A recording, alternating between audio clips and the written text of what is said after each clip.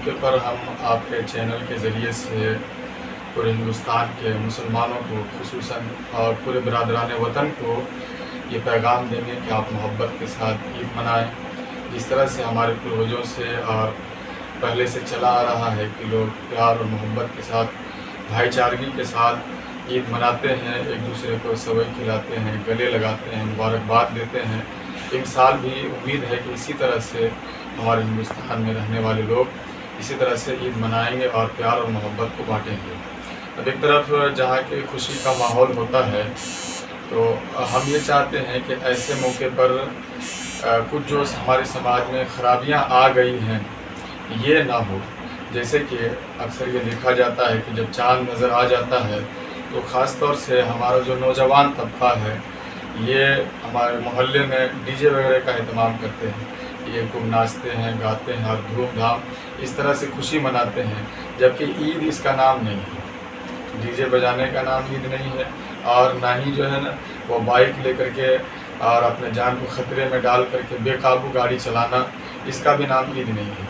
عید ہے کہ آپ خود خوشی منائیے اور اپنے خوشی میں اپنے قوم اور سماج میں رہنے والوں کو بھی شامل کیجیے، اس کا نام عید ہے. اس طرح سے ہمیں عید منانا ہے. تو ہم یہ چاہیں گے کہ ان سال جو ہمارے علماء کی جماعت ہے، جو ہماری ٹیم ہے ہمارے ساتھ میں الحمدللہ، ہم لوگ اس طرح سے جہاں کہیں بھی خرافات ہو رہے ہیں، جو چاند کی رات میں ڈی جے بجاتے ہیں اور گانے وغیرہ کا اہتمام کرتے ہیں اور پھر وہ عید کے روز جیسے نماز پڑھے اس کے بعد تھوڑا ساؤنڈ دے کر کے ڈی جے بجانے لگے، تو ان چیزوں سے ہم اپنے نوجوان کو ان سال روکنے کی کوشش کریں گے. اور ہماری علماء کی جماعت بھی ساتھ رہے گی. ہم لوگ نماز کے بعد بھی اور چاند رات بھی محلے میں جائیں گے اور جہاں اس طرح سے برائیاں ہو رہی ہے اس کو سمجھا بجھا کر کے روکنے کی کوشش کریں گے. ایک بات تو یہ ہو گئی. دوسری بات، یہ جو جان ہے، یہ جو زندگی ہے، یہ ایک مرتبہ ملی ہے، پھر دوبارہ نہیں ملنے والی ہے. اپنے نوجوان طبقہ سے گزارش کریں گے کہ عید ہے، آپ خوشی منائیں اپنے بھی بال بچوں کے ساتھ مل کر کے، اپنے ماں باپ کے ساتھ مل کر کے، اپنے دوست احباب کے ساتھ مل کر کے. آپ کھائیں پئیں، اللہ اس کے رسول کا ذکر کریں، نیک کام کریں، دوسروں کی مدد کریں، پیار کو بانٹیں، محبت کو بانٹیں. آپ یہ نہیں کہ بائک لے کر کے اور بے قابو گاڑی چلاتے ہیں جس سے کہ آپ کے جان کو بھی خطرہ ہوتا ہے اور آپ کی وجہ سے دوسرے کے جان کو بھی خطرہ ہوتا ہے.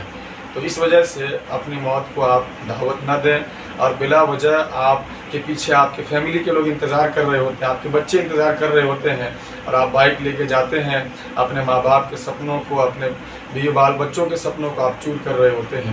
آپ کی وجہ سے سارے گھر کے لوگ، محلے کے لوگ پریشان ہوتے ہیں اور عید اس کا نام ہے بھی نہیں. آپ بدنام کر رہے ہوتے ہیں کہ دیکھو مسلمان اس طرح سے عید مناتا ہے. تو یہ چیزیں ہمارے اسلام میں نہیں ہے.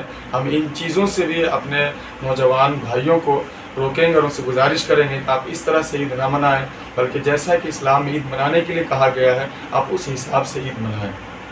تیسری بات یہ ہے کہ یہ دیکھا جاتا ہے کہ یہ عید یہ ایک اللہ کی نعمت ہے. جب بھی کوئی تہوار یا کوئی بھی پرو مناتے ہیں لوگ تو اس میں اپنے اللہ کا، جس نے اس کو پیدا کیا ہے، جس نے اس کو زندگی دی ہے، وہ اس کا شکر ادا کرتے ہیں. تو اس طور پہ شکرانے کی نماز ہم ادا کرتے ہیں.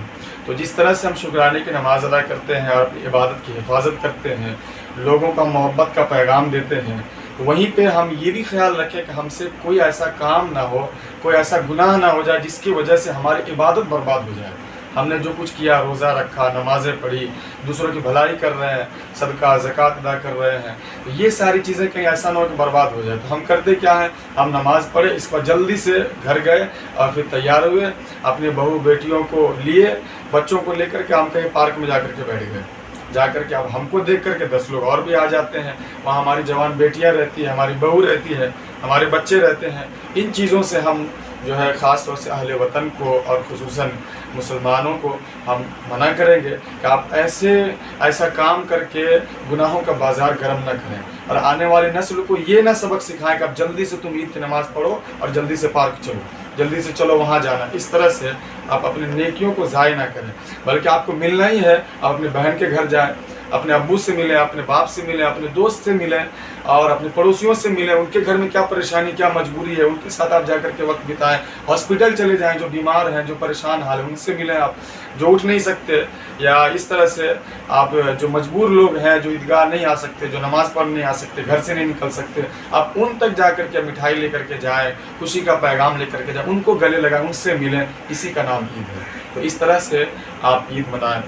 और जो है एक बात और हम यहाँ पे अर्ज़ करेंगे, ख़ास तौर से ये बात हम मुसलमानों ने हिंद के लिए अर्ज़ कर रहे हैं कि आप देखें कि अल्लाह रब्बुल इज़्ज़त ने आपको रहने के लिए मकान दिया, खाने के लिए अच्छा खाना दिया, पहनने के लिए अच्छा कपड़ा दिया, आप कितने ऐशो आराम के साथ ज़िंदगी गुजार रहे हैं। और एक तरफ हमारे ये कौम में एक तबका वो भी है जो अहले फ़िलिस्तीन है। आप देखें उनके पास न रहने के लिए, सर छिपाने के लिए छत है, ना अपना घर है, ना खाने के लिए सामान है, लोग देते हैं, मदद कर रहे हैं तो वो खा रहे हैं। तो अल्लाह रब्बुल इज़्ज़त ने आपको इतनी ऐशो इशरत और इतनी अच्छी ज़िंदगी दी और फिर आप इसको यूँ अय्याशी कर रहे हैं, आप डीजे बजा रहे हैं, आप नाच रहे हैं और दूसरी तरफ उन लोगों को खाना नहीं मिल रहा है, रहने के लिए छत नहीं है, मकान नहीं है। फिर आपने कभी सोचा कि उनकी ईद कैसे मना रहे होंगे वो लोग?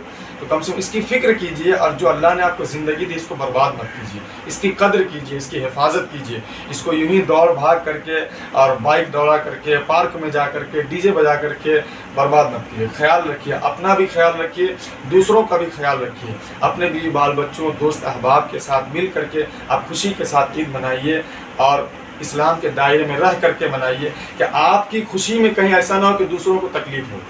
कहीं ऐसा ना हो कि आपके पड़ोस में रहने वाला अगर कोई गैर भी है तो उसको भी आपकी ईद से या आपके ऐसे काम से तकलीफ़ नहीं पहुंचनी चाहिए, उसका भी आप भरपूर ख्याल रखें।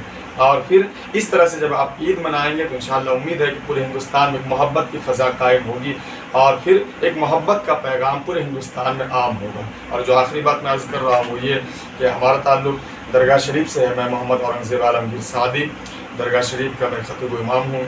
हमारे यहाँ जो ईद की नमाज़ अदा की जाएगी वो 7:45 बजे सुबह 7:45 पे ईद की नमाज की जमात खड़ी हो जाएगी। आप वक्त से पहले हमारे यहाँ तशरीफ़ लाएँ ताकि कुछ सुनने और सुनाने का मौका मिल सके। बहुत शुक्रिया।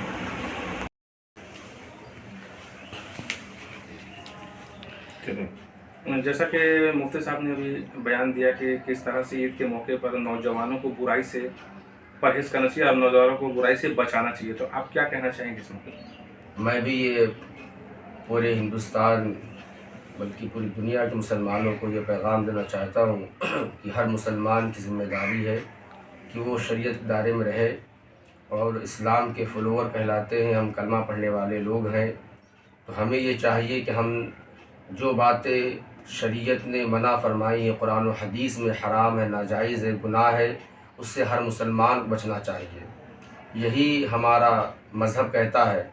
और इस मौके से अपने पैसों को फजूल ना खर्च करें। आपकी माँ ने दिया, आपके बाप ने दिया पैसे तो आप पार्क जाएंगे, शराब जुआ खेलें, शराब पिएँ, गाने बजाने करें, बल्कि इससे अच्छा होगा कि आप मोहल्ले में, आपके शहर में, आपके मुल्क में अगर कोई गरीब इंसान वहाँ पहुँचे उसकी इमदाद कर दें।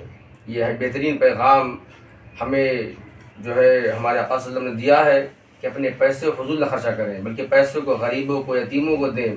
और ये तमाम खुराफात जो हमारे सामने कहा है कि तेज़ रफ्तार बाइक चलाना, कि ऐसा ना हो कि आपकी वजह से किसी की जान ख़तरे में हो, आपकी जान चली जाए, फिर आप गाने बजाने करेंगे, ये सब हराम और नाजायज़ है। तो हम चाहते हैं कि हर मुसलमान जो कलमा पढ़ने वाला है, गाने बजाने, जुआ शराब और सिनेमा हॉल जा कर के वहाँ फ़िल्में देखना, अपनी बहन, अपनी बेटी, अपनी बीवी के साथ जाना, ये सब गुनाह अज़ीम है। हम ये चाहते हैं कि हमारा मुसलमान जब कलमा पढ़ लिया है, कलमा पढ़ता है, मुसलमान ख़ानदान में पैदा हुआ है, उसे चाहिए अपनी इज़्ज़त बचा कर रखे, इन तमाम बातों से परहेज़ करे। इंशाअल्लाह ताला मुझे उम्मीद है कि हमारा ये पैगाम लोगों तक पहुँचेगा और अल्लाह उसके रसूल का वास्ता है कि हर मुसलमान इस बात को ज़रूर माने कि हमें हराम नाजायज़ काम नहीं करना है जो अल्लाह उसके रसूल को नाराज़ कर दे। ये पैगाम मेरा है। मैं इमाम नबी नगर, हमारे यहाँ जो नमाज ईद उल फितर की जो टाइम मुकर्रर किया गया है वो 7:30 पर है, तो इंशाअल्लाह ताला अदा की जाएगी। हम चाहते हैं कि ये पैगाम तमाम हिंदुस्तान और दीगर ममालिक पहुँच जाए। तो ईद के मौके पर क्या कहना चाहेंगे? मैं तमाम अहले वतन को इस ईद के मौके से अपने दिल की अता गहराइयों से मुबारकबादी पेश करूँगा।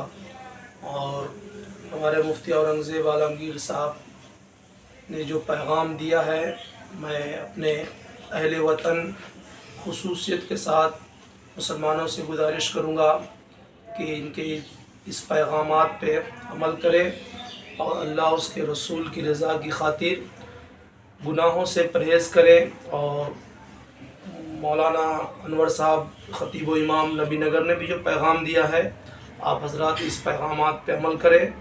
और मैं मोहम्मद ग़ुलाम जिलानी क़ादरी ख़तीब व इमाम मस्जिद हज़रत बिलाल रज़ी अल्लाह ताला अन्हु, हमारे यहाँ ईद उल फित्र की नमाज़ 8 बजे अदा की जाएगी। आप हजरात से गुजारिश है कि वक्त मुक़र्रर पे तशरीफ़ लाएँ और नमाज ईद उल फित्र अदा करें। अस्सलामु अलैकुम व रहमतुल्लाहि व बरकातुहू।